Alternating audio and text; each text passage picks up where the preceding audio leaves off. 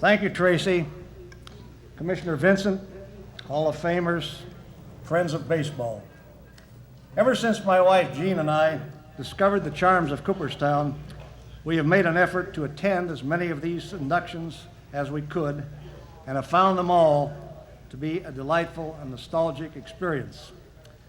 To borrow a phrase from President Bush, coming to Cooperstown is like turning back the clock to a kinder and gentler America. You walk down Main Street with a feeling you're in a town carved from a Currier and Ives woodblock or from a Norman Rockwell drawing. Being here today in my role is adding to that nostalgic feeling. Let us hope, Mr. Mayor, that you continue to keep the golden arches and the green motel signs up on the thruway. I regret I can't take the time to express my appreciation for this recognition to everyone in and out of baseball who has contributed to whatever measure of success I have enjoyed. But I must recognize my immediate family. Jean gave up her own newspaper career after we were married in 1948. Our daughter Rhea is with us today. Rhea was born blind, but has carved her own niche in life with a keen insight into the ways of the world. She's a college graduate and was a successful competitive swimmer in handicapped competition. Our son Jerry, who has been with us frequently for these inductions, is a tax consultant in New York City. My sister Gloria is a retired school teacher. My father would be a proud man if he were still around. He spent his life as an editor columnist on a small town newspaper in my hometown, Ironton, Ohio. I have other friends here from the Dayton area today, and I'm grateful to them. My identity with baseball is tied with the Cincinnati Reds. I was in the press box at Old Crosley Field for the opening game in 1946, a wide-eyed rookie. Since then, I've dealt with 19 managers, 6 ownerships, upwards of 700 players, and 6 World Series. The club is 3-3 in those postseason events. My first trip to spring training came in 1947, as Tracy mentioned. That was a season that provided a dramatic and historic development, not only in baseball, but in the history of the United States itself. Jackie Robinson's entry into the game produced a marvelous forward step. I was witness to an aspect of that change without having the wisdom or the experience to fully appreciate it. Prior to World War II, the Reds had come within inches of bankruptcy, and during the 1930s frequently scheduled Sunday doubleheaders as an attendance booster. Railroads within 200 miles of Cincinnati used to run special excursion trains for those Sunday games. After Jackie came along with Campy and Big Nuke and the other Black Dodgers, both the Reds and the Railroads discovered a new market. In that 1948-52 span, the Dodgers were always in for 2 weekends, twin bills every summer. Then, those special trains ran all night Saturday, starting at cities in the Deep South, Memphis, Birmingham, Chattanooga, and deposited hundreds of black riders in Cincinnati Sunday morning. Pee Wee remembers the Dodgers. It was an easy walk from Union Terminal to Crosley Field. Hundreds of excited fans were seeing their first Major League Baseball with special heroes to root for. Then they rode those same trains all night Sunday to get back for their regular jobs Monday morning.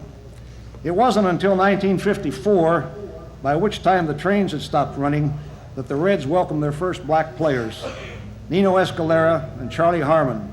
Charlie Harmon is still a clerk or bailiff in the municipal courts in Cincinnati. A year later, my longtime friend Brooks Lawrence and Bob Thurman came along, and thereafter, black athletes were no longer a novelty. In 1956, Frank Robinson came up, hit 38 home runs his rookie year, and was on his way to Cooperstown. The Dayton newspapers began covering and traveling with the Reds in that particular period. We were down to one newspaper in Dayton now, as Tracy mentioned, but we cover the Reds on a home and away basis. Bertie Tebbetts was the first manager that I traveled with, and he was a writer's delight. Bertie was ahead of his time in recognizing the pressure on managers to help the media create stories or develop them. One evening in early September of 1956, he was surrounded by several New York writers in the dugout of Ebbets Field as the Reds took batting practice. No player had ever hit a drive that cleared the towering upper deck in left field. The writers weren't paying particular attention, as is our way in batting practice, and Wally Post sent a long drive into the twilight up there. Bertie jumped to his feet. "Did you see that?" he demanded. "Post just hit the ball on the roof." "Are you sure, Bertie?" responded Mike Gavin, a writer for the Hearst papers in New York. The other writers got involved in the discussion, and the debate moved into the sports pages the next day. Wally later told me he didn't think the ball cleared the roof. The Reds finally won a pennant in 1961, my 16th season writing about them. The manager was Fred Hutchinson, one of the great friendships that I developed over the years in the game. The legend of Hutch's considerable temper is accurate, but underneath, he was a considerate and admirable human being. He was a fine manager and had been a fine pitcher. He enjoyed life and the good things that went with it. My saddest season was in 1964, when the Reds were in the pennant race until the final day. Hutch, doomed by throat cancer, was dying by inches, but stayed with the team through that last game loss to Philadelphia. He died in November. The seeds for the Big Red Machine were planted during Hutch's tenure, when he installed an unknown and untested rookie at second base in 1963. That man was Peter Edward Rose. When Sparky Anderson arrived in 1970, and there has to be a place reserved for him here in Cooperstown, the greatest decade of success in Reds history was around the corner. During the 1970s, the Reds captured 6 division titles and played in 4 World Series, winning 2 of them. How good was the Big Red Machine put together by Bob Howsam and Dick Wagner? 6 of the 8 regulars from the 1975-76 series winners compiled numbers for Hall of Fame consideration. Joe Morgan and Johnny Bench are up here on the stage today, obvious choices. Tony Perez collected 50% of the votes in the election last winter, his first time on the ballot. And when their names appear, Davey Concepcion and Ken Griffey Sr. will have stats that call for consideration. Tom Seaver became a member of the machine a little later on, adding not only some great pitching, the only no-hitter in his career, but real class and dignity in the clubhouse and around the community. I honestly don't think we'll ever see again that much talent on one team because of the economic situation that prevails today. No franchise could afford that array of talent at 1990 salaries.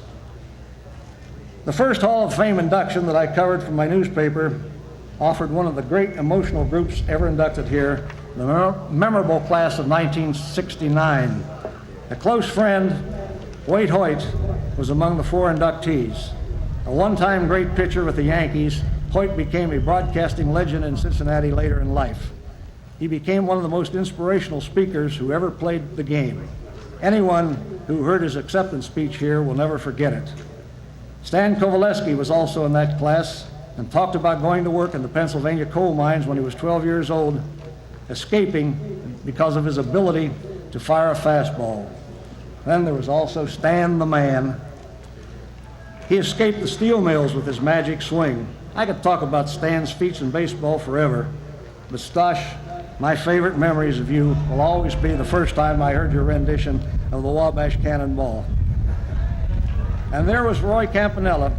Campy, always positive, usually here. I understand he's quite ill. Carler's contribute to Campy is a lovely one. When you see Campy, you don't see the chair.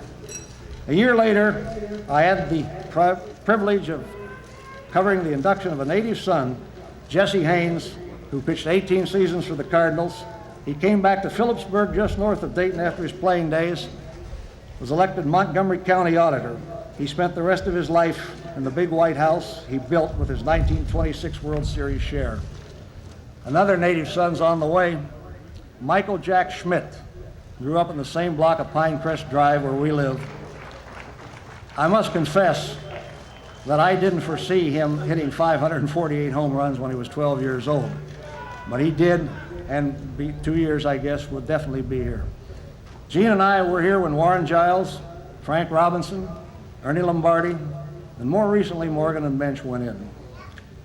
Being on this platform today represents the ultimate recognition of my professional career. I only hope that baseball carries on for many years, retaining as many of the traditional values that sets it apart from other sports. I will always treasure this day as I head into the winter years of my life. I want to express my deepest appreciation to my fellow writers who voted me this honor, and to the many people who have made my writing years a labor of love.